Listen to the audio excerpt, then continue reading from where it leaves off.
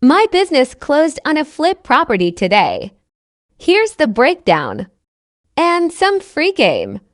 Finally sold this flip. Yes! We were able to make a 5-figure net profit of $18,000, which is great, but it kind of sucks when you realize that we were actually planning on making $40,000. First thing we did wrong was we brought in a contractor that we had used before and allowed him to give us an estimate pretty much from the top of his head, all right? But what you want to do instead is bring in a general contractor who can walk the property, ask you what you want done, tell you what they think should be done, and then we'll provide you with an email or a paper copy of a full scope of work, okay? This should show everything that needs to be done, what the material costs are, what the labor costs are, what you're getting charged in taxes, all of those things. We did not do that, and it ended up costing us about $9,000 extra in repair costs. Second, you want to undervalue the ARV, which is the after repair value, or what the house can sell for on the market once it's fully repaired. Now, when we first got this property under contract, based on our comps, we were confident that we could sell this house for $240,000,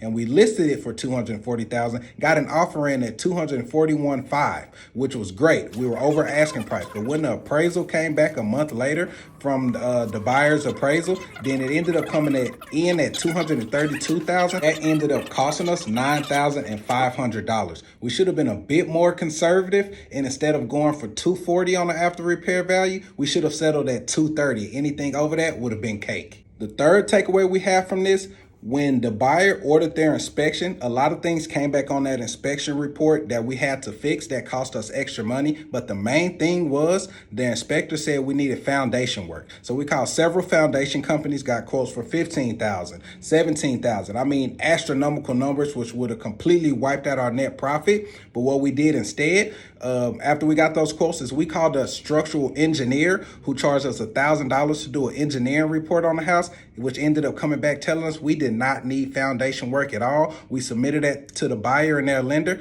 got that approved, and we were able to sell the house without putting any money into the foundation. So that's 3, guys. Get a structural engineer. Don't just hire these foundation companies off of the internet. Let's keep flipping to freedom.